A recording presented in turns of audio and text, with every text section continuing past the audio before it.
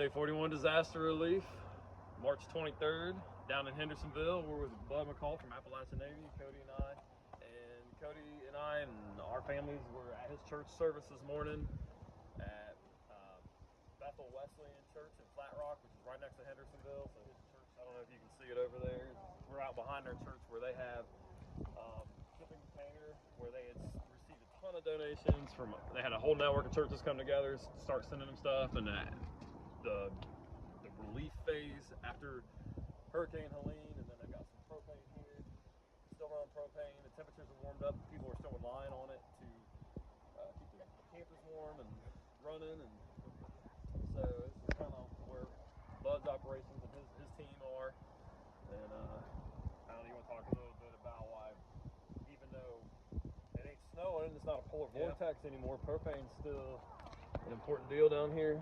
Yeah, that's all I've been doing for the last 3 or so months. Every Saturday, every Wednesday, we're hauling these trailers of propane up to Yancey, Mitchell, and Avery County. And even now, I mean, it's a little chilly now, but right here we're fine. But up there, it's usually about 5 to 10 degrees colder up there, especially in the mornings. And then last week, I think last Wednesday or Thursday, it actually snowed up there. So it's really unpredictable up in the higher elevations, and people aren't just using the propane for heating, but they're using it for cooking. And you got the people in the campers that are totally relying on the propane. You've got people that have houses that had their heating systems damaged or destroyed, that are relying on the buddy heaters and the cook stoves that were provided. And so these grill bottles don't last but a couple of days usually. So we're just trying to provide what we can for them. And it's slowed down in the last couple of weeks. I think we went from hauling, I was telling them, we were hauling about 4 or 5 trailers a week up there. Now we're hauling 1 to 2 right now. And as it gets warmer, it'll probably slow down even farther. But I'd say in the heat of the summer, it'll probably be at least a trailer load every couple of weeks. And but yeah, this is our container. In the beginning, I think we had close to 5,000 buddy heaters that were donated. So we hauled buddy heater after buddy heater after buddy heater. People needed, everybody got a buddy heater, and then they realized they probably need another buddy heater, because if you're in a 3-bedroom house, one buddy heater is not going to heat the whole 3-bedroom house. It'll heat a camper or a small house, but they just started figuring out they needed more than one buddy heater. And then or they started failing, like a manufacturing defect, or there was a lot of learnings going on. They didn't know exactly how to operate the buddy heater correctly, and they may have damaged it or whatever, so they needed a replacement. And same with the propane. We've got the 20. Everybody started with the little green cans. They found out real quick that wasn't going to work. Yeah. So we started upgrading everybody to the 20-pound grill bottles, and we're still at that. But then we got a lot of the 40 pounds, 30 pounds, even, you see we got some 100 pounds here. So we've been trying to get people that are really relying on the propane some bigger canisters, so it gives them a little more time on it. I know the guy that has these first 2 100-pounders, he's going through, I think, 6 or 7 a week on propane canisters. Yeah. And he was really heavily affected. I'm not going to share his name, but we're doing, you can see it in the woods, there's a 5th wheel right through there behind the church. So we've been getting a lot of campers, some donated, a couple the church has purchased through donations. We've gotten a lot of financial donations the last few months, and they're still coming in. Every Sunday when we do offering, we've got, we're counting money, the checks that have just come in the mail for disaster relief. So I think we've donated 3 or 4 campers so far. That one is needing repair work because it got damaged in transit. So as soon as that one gets repaired, it's going to be going to a family. We also have an RV that was sitting there, a Class A motorhome, but it needed some repair work too, so we're paying to get it repaired, and it'll be going to a family.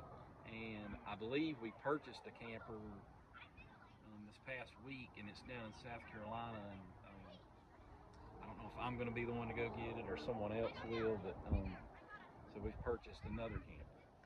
But now the big thing going on around here, you may have heard of it, is the wildfires. And we were just standing here a few minutes ago in a Chinook helicopter with a water hose went flying over, and the fires are just, if you're standing at the church, you can see the smoke literally 4 to 5 miles away is where a lot of the fires are burning.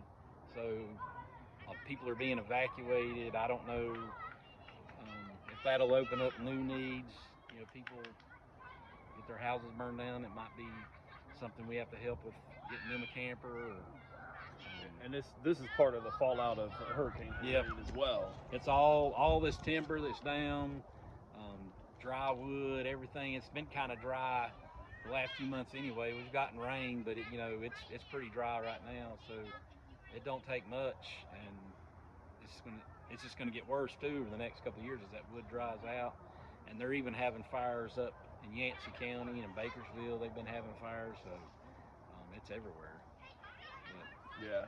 So I mean, the wood is back, and you were telling me even just in this tree line back this way, there's a lot of down timbers and stuff. So it's not one of those deals where it's like we'll just get the timber cleaned up, because there's roads need to be rebuilt, other things need to be cleaned up. So you can't do it all at once. Yep. And it's also so widespread that it's not quick to do any of it really. Yeah. But it's I don't know, when you think you're out of the woods, something, this fire's opened up a whole new thing, and it's not as bad around here as far as when it starts storming. There's supposed to be thunderstorms maybe tomorrow, but when you're up around Burnsville and some of those very heavily affected areas, It's up in the mountains. it gets real. And people there's a lot of fear still from the flooding water. So. Then there's another issue that I've heard people say, that people might not be displaced from their homes, but maybe their homes are hard to get to, or the power lines are kind of temporarily rigged to work, but it doesn't take much to knock them out, and they can be without power for weeks at a time. Oh yeah, there's still there's a lot of, I was telling you earlier, I went from B-Log Relief Center over to Cry, along the river. I hadn't been able to do that until the last few weeks, and you see stuff back there where it looks like this whole brand new roads, dirt and everything, that they completely replaced the entire road, where people were just, it ain't there anymore. And then there's sections of the river that looks like it had to be a half a mile wide going down through there, and just took everything with it. And I mean, there's people around here they can't get power to, and it's like there's a guy in Bakersville where his house is up on a hill, and he's got a tall bank with a driveway on it. Well, that whole thing is just gone, and it drops off about 15, 20 feet. And the estimate to repair his driveway is $187,000. And the guy's a disabled Vietnam vet on kidney dialysis, and he don't have that kind of money. So they've moved him out of that house into a camper down below, and that's kind of where he's at now. So. Yeah, and we were talking to with Pastor Tim's wife. What's her name? Jan. Jan. She was telling us that there's a family that had been displaced. Initially, they come back to their home, has a lot of debris, and they have skid steers and things out there just pushing some of the debris out away from their house to try to get anything clear that could catch fire.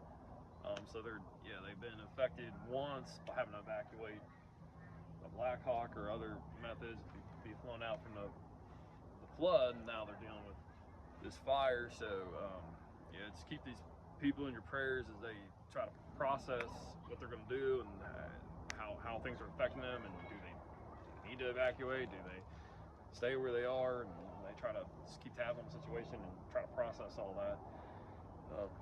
Keeps people in your prayers. Firefighters fighting these county. So was it Polk County there? So yeah, Polk County. Well, I mean, just a few miles. It's hitting the line of our county now, so it's getting closer. Yeah. So Hendersonville, just south of Asheville.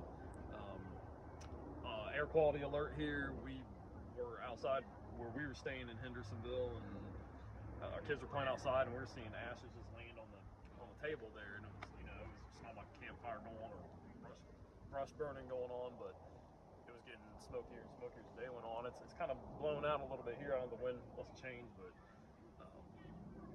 it's a lot for people to be dealing with. So, is there anything else you add? No, just thank you for supporting Chris and Cody, and thank you for supporting us, and hope you continue to help us out. Check out Appalachian Navy. Check out Appalachian Navy. Bud's in it day in and day out. I've referenced his work and what his team's doing. They'll be here. We'll get to go home. They'll still be doing this stuff. So keep them in your prayers as well. And we'll probably maybe have some more updates from Bud later this week. We'll be down all week. Lord willing, we'll be able to do some work with them and have some good updates for you. So thank you all. Cody, anything you'd add? We're just very blessed to be part of this, to get to do the Lord's work through you guys. We really appreciate it. Yeah. Well, thank you all, and God bless.